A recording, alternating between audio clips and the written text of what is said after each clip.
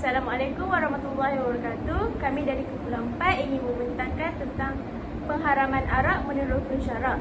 Saya Nur Iman Aida binti Abu Saman, nombor matrik 10 DMT 21F1002, ingin menerangkan tentang dalil dari Al-Quran dan hadis berkenaan pengharaman arak. Saya Naizafi binti Yusri, nombor matrik 10 DMT 21F1020. Saya akan menerangkan golongan-golongan yang dilaknat oleh Allah kerana terlibat atau bersebahat dalam penghasilan dan perniagaan arak. Nama saya Nurul Anfarhana binti Ibrahim. Nombor pendaftaran saya ialah 10 DMT 21F1001. Saya akan menerangkan 4 jenis arak yang menjadi pilihan minuman bagi masyarakat di Malaysia dan luar negara. Assalamualaikum, nama saya Azrina Arisha binti Muhammad Fairuz, bernombor pendaftaran 10 DMT 21F1008. Saya akan menerangkan 4 isu semasa yang berlaku di Malaysia berpuncakan daripada pengambilan arak dalam minuman. Assalamualaikum warahmatullahi wabarakatuh. Nama saya Nur Iman Aida binti Abu Saman, nombor matrik 10 DMT 21R1002. Saya akan menulis sedikit penerangan mengenai pengenalan arak. Arak juga dikenali sebagai khamar dalam bahasa Arab yang bermaksud minuman yang memabukkan. Ia menjadi minuman kemegahan bagi orang-orang fasik, kafir dan munafik. Dalam Islam, hukum meminum arak adalah haram. Arak adalah sejenis minuman yang terdapat larangan dari meminumnya dari Al-Quran dan hadis. Dalam fiqh al-Manhaji, para penulis menjelaskan kedudukan arak dalam Islam. Haram meminum minuman yang memabukkan, sama ada arak yang diperbuat daripada perahan anggur atau bukan arak yang diperbuat daripada benda lain yang membawa unsur memabukkan. Berdasarkan firman Allah SWT yang bermaksud, wahai orang-orang yang beriman, bahawa sesungguhnya arak, judi dan pemujaan berhala dan mengundi nasib dengan batang-batang anak panah adalah semuanya kotor, keji dari perbuatan syaitan. Oleh itu, hendaklah kamu menjauhinya supaya kamu berjaya. Daripada surah Al-Ma'idah ayat 90. Arahan supaya menjauhi arak adalah lebih kuat dari tegahan meminumnya. Hal ini kerana tegahan sahaja tidak termasuk tegahan lain yang berkaitan dengannya seperti melayan seseorang minum, membeli atau menjualnya. Arahan menjauhi pula bermaksud amaran supaya menjauhi perkara yang berkaitan dengan arak, termasuk minum dan sebagainya. Menurut mazhab Asy-Syafi'i, arak dan minuman yang memabukkan adalah najis. Perkataan rijsun dengan makna kata kotor dan najis. Ayat Al-Quran terdahulu mengharamkan arak yang diperbuat daripada anggur sahaja, tetapi pengharaman tersebut termasuklah semua benda yang memabukkan. Ini berdasarkan hadis daripada Nabi SAW, kullu syarabin askara fahuwal haramun. Maksudnya semua benda yang memabukkan adalah haram. Hadis ini menerangkan bahawa semua perkara yang memabukkan adalah haram. Semua benda yang memabukkan, walau apapun namanya, hukum meminumnya adalah sama seperti hukum arak, iaitu haram. Menurut ijma' ulama', pengharaman arak adalah kerana ia memabukkan. Oleh itu, pengharaman tersebut mestilah sama atas semua minuman yang memabukkan tanpa perbezaan walau apa juga asalnya. Ini berdasarkan hadis daripada Abu Malik bin Al-Asy'ari radhiyallahu. Dia mendengar Rasulullah SAW bersabda, yang bermaksud, demi sesungguhnya manusia di kalangan umatku akan minum arak yang mereka menamakannya dengan nama yang lain. Riwayat Abu Daud dan Ibnu Majah. Selepas diterangkan maksud memabukkan dan diketahui hukum perkara yang memabukkan, begitu juga dalil dan hikmah. Maka di sini diterangkan hukum berkaitan meminum perkara yang memabukkan. Peminum arak akan menghadapi dua hukuman yang berikut. Yang pertama, hukuman dari sudut perundangan dilaksanakan di dunia, iaitu hukuman hudud. Hukuman yang kedua, hukuman dari sudut agama yang dilaksanakan pada hari kiamat. Dari sudut agama, hukumnya berdosa. Pelaksanaannya terserah kepada Allah terhadap hamba-Nya yang sedikit pun tiada kaitan dengan undang-undang dunia. Walau bagaimanapun, para ulama bersepakat menyatakan bahawa meminum minuman yang memabukkan dengan sengaja adalah berdosa besar. Berdasarkan hadis daripada Jabir radhiyallahu anhu, sabda Nabi SAW yang bermaksud sesungguhnya Allah menjanjikan azab kepada peminum arak dengan minuman lumpur kebinasaan. Para sahabat bertanya, "Wahai Rasulullah, apakah lumpur kebinasaan itu?" Baginda menjawab, "Belum penghuni neraka atau perahan ahli neraka." Hadis riwayat Muslim. Assalamualaikum warahmatullahi wabarakatuh. Nama saya Izafi binti Yusri, nombor matrik 10 DMT 21F1020. Hari ini saya akan berbincangkan tentang 10 golongan yang dilaknat oleh Allah kerana arak. Golongan yang pertama ialah pemerah arak. Pekerja-pekerja yang melakukan kerja pemerahan buah-buahan seperti anggur yang bertujuan hasil dari perahan anggur tersebut untuk dijadikan arak, sama ada secara tradisional atau cara lama. Gaji yang diterima adalah haram, begitu juga perbuatannya. Golongan kedua ialah meminta diperahkan arak untuknya. Bermaksud, majikan atau pengurus sesebuah syarikat yang menggaji beberapa orang pekerja yang dikilanya untuk bekerja sebagai operator pengeluaran, maka haramlah pekerjaan itu. Yang ketiga ialah peminum arak. Orang minum arak walaupun setitik atau tidak mabuk atau hanya cuba-cuba, perbuatan itu adalah haram. Yang keempat, pembawa arak. Ia dimaksudkan sebagai pelayan di sesebuah restoran atau kedai makan, hotel dan sebagainya. Ataupun ia juga boleh dimaksudkan sebagai pemandu lori yang membawa muatan arak dari satu tempat ke satu tempat yang lain. Perbuatan itu adalah haram walaupun ia tidak meminumnya. Golongan kelima ialah meminta dibawakan arak kepadanya. Bermaksud, seseorang yang membuat pesanan arak sama ada untuk diminum atau untuk disimpan sebagai koleksi, maka perbuatan itu adalah haram. Golongan yang keenam ialah memberi minum arak kepada orang lain. Bermaksud, seorang memberi orang lain minum padahal dia tidak meminumnya. Contoh, seorang Muslim membelanja minum rakannya non-Muslim minum arak di sebuah restoran. Perbuatan itu adalah haram. Golongan yang ketujuh ialah penjual arak. Boleh diartikan sebagai tuan kedai atau restoran yang menjual arak kepada pelanggannya walaupun dia tidak meminumnya. Perbuatan itu juga haram. Kelapan ialah orang yang mendapat hasil daripada arak. Ini ialah satu skop yang lebih luas dan pelbagai bolehlah dikatakan sebarang aktiviti yang berkaitan dengan arak adalah haram. Contohnya, pengawal keselamatan yang mengawal keselamatan kilang arak dan mendapat gaji daripada pengurus kilang tersebut, maka perbuatan atau gaji itu adalah haram. Yang kesembilan ialah orang membeli arak. Bermaksud, orang membeli arak sama ada untuk diminum atau tidak, maka perbuatan itu pun haram. Yang terakhir ialah yang ke-10, iaitu orang yang meminta dibelikan arak untuknya. Bermaksud, seseorang meminta seseorang yang lain membelikan arak untuknya kerana sebab yang tertentu. Contoh, seorang Muslim meminta rakan non-Muslimnya membeli arak untuknya, maka perbuatan Muslim itu adalah haram. Itu sahaja daripada saya. Sekian, terima kasih. Assalamualaikum warahmatullahi wabarakatuh. Nama saya Nurul Aifahana binti Ibrahim, bernombor pendaftaran sekolah DMT 21F1001. Berdirinya saya di sini ingin membentangkan 4 jenis arak yang menjadi pilihan minuman bagi masyarakat di Malaysia dan di luar negara. Mula-mula sekali saya ingin menyampaikan riwayat daripada Sayyidatina Aisyah radhiyallahu anhu yang pernah berkata, Rasulullah sallallahu alaihi wasallam pernah ditanya tentang minuman yang dibuat daripada madu arak. Baginda menjawab, setiap minuman yang memabukkan adalah haram.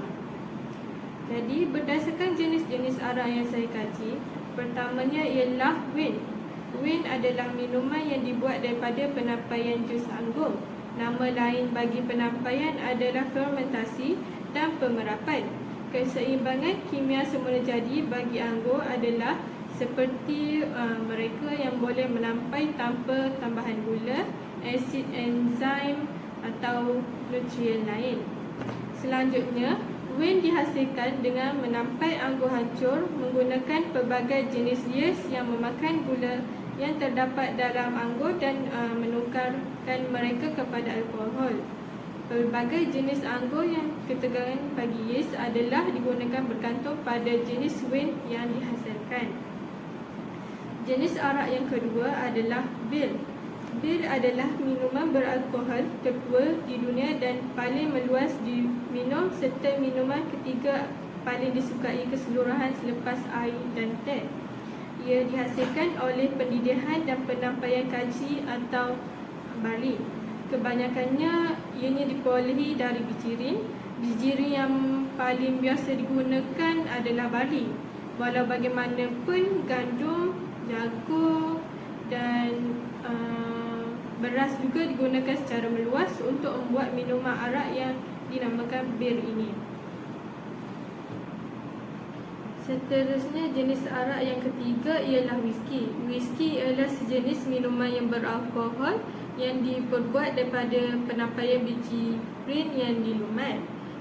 Terdapat pelbagai jenis whisky yang dihasilkan bergantung kepada bijian seperti barley, jagung, rye dan gandum. Whisky yang berusia kebiasaannya disimpan dalam tuntun kayu yang diperbuat khas daripada pokok uwak putih. Yang keempat adalah brandy. Brandy disulingkan dari buah lecek, kebiasaannya anggur. Dikenali sebagai fired wine, ia menjadi popular untuk beratusan tahun. Brandy disimpan lama di dalam tuntun uwak di mana ia merupakan punca warnanya terhasil. Secara tradisinya ia diminum selepas makan malam dan sering digunakan dalam masakan. Arak ini mengandungi kandungan alkohol sebanyak 35 hingga 60% sehidangan. Ianya juga lazim diminumkan di dunia barat, terutamanya sebagai bahan pelawas untuk memudahkan pencernaan selepas makan. Akhir sekali, satu penambahan jenis arak yang saya ingin tambah adalah vodka. Vodka adalah sejenis minuman suling. Ia merupakan salah satu daripada arak yang paling popular di dunia.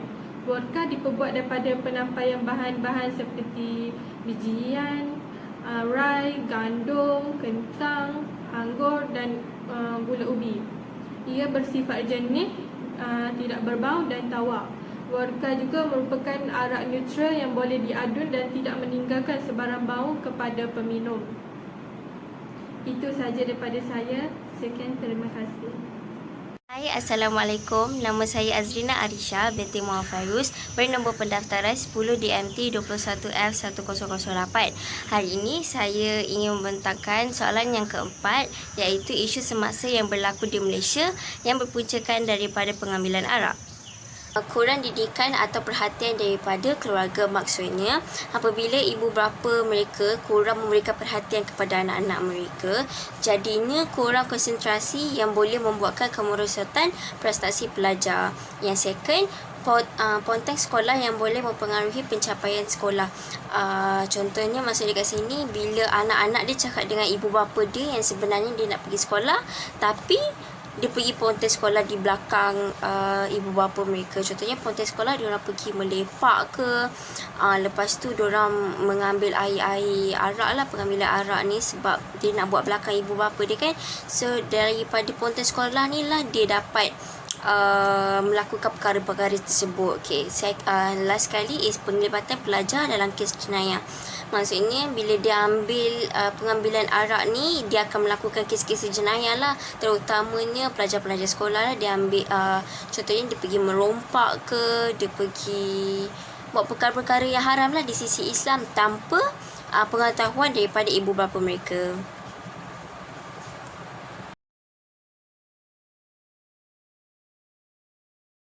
Yang kedua, daripada sudut sosial. Sudut sosial, arak dilihat mampu menjejaskan keharmonian, ketenteraman dan sebagainya.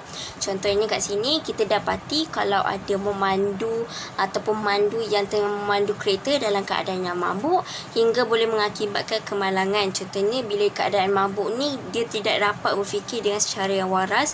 Jadi dia akan ataupun mata dia akan jadi blur, dia tak dapat nak fokus, rasa macam mengantuk, terhuyang-hayang. Jadi ni dia akan bawa kereta pun tak tenteram lah kan, ataupun tak macam stabil lah. Jadinya dia akan boleh menyebabkan dia terlanggar kereta orang lain, dia boleh terlanggar orang lain, masyarakat lain ke yang tengah lalu lintas kat situ ke, ataupun dia boleh melibatkan kemalangan diri sendirilah dengan dia terlanggar dengan pokok ke, macam tu.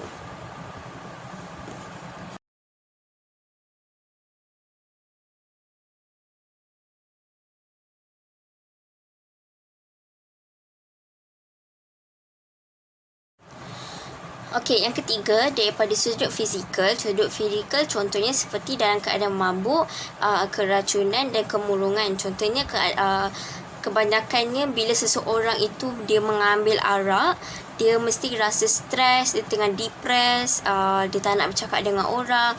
So apa penyelesaian dia untuk memuaskan dia dan rasa dia lebih akan jadi cooling down, dia minum arak, dia ambil pengambilan arak lah. Selepas itu seseorang yang berjalan terhuyung-hayang, pertuturan yang tidak betul ataupun jelas, bingung dan bercelaru. So bila orang mengambil arak ni, kan Azrina cakap tadi, dia tidak dapat fokus dan otak dia tidak dapat berfungsi dengan betul. Jadinya dia akan terhuyung-hayang. Pertuturan dia bila dia bercakap pun kadang-kadang faham, kadang-kadang tak faham, ataupun dia cakap senang dia cakap je macam tu. Okey, yang terakhir, yang keempat, daripada sudut kesihatan. Okey, pengambilan arak ni isu semasa yang berlaku bila you ambil pengambilan arak ni boleh membahayakan kesihatan you lah. Contoh penyakit seperti kerosakan otak yang boleh menyebabkan kanser, penyakit jantung, heart attack, pada bahagian dalam perut. So pengambilan arak ni dengan pengambilan yang sangat banyak, dia boleh menyebabkan perut kita terluka sebab daripada kepanasan alkohol yang sangat banyak tu. Jadi dalam perut kita ni boleh menyebabkan ulcer lah. Selepas itu boleh jadi kanser usus, bayi yang tidak normal. Maksudnya kebanyakannya bayi yang tidak normal ni dilahirkan oleh seorang wanita ataupun seorang ibu. Kadang-kadang bila wanita ini dia tengah stres ke, dia tengah bergaduh dengan suami dia, lepas tu dia pergi ambil minum arak dengan banyak. So apabila bayi dia dilahirkan, berkemungkinan bayi dia akan dilahirkan yang juga tidak normal lah. So akhir sekali is anemia. Anemia bermaksud kurang sel darah merah dalam badan. Sekian saja daripada saya. Terima kasih. Kesimpulannya, berdasarkan perbincangan yang kami kaji, mengatakan bahawa hukuman bagi arak adalah najis dan haram menggunakannya. Ianya juga akan dikenakan hukuman kepada peminum arak. Hukuman pertama adalah hukuman dari sudut perundangan dilaksanakan di dunia, iaitu hukuman hudud. Yang kedua, hukuman dari sudut agama yang dilaksanakan pada hari kiamat. Jelaslah bahawa kita tidak boleh mengambil manfaat daripadanya, sama ada untuk tujuan makanan, minuman, perubatan, kosmetik, minyak wangi dan lain-lain lagi. Malahan arak ini boleh memberi kesan kepada masyarakat dari segi ekonomi, kesihatan dan sebagainya. Semoga Allah memberikan kita semua kefahaman yang benar dalam beragama. Amin. Sekian saja daripada kami.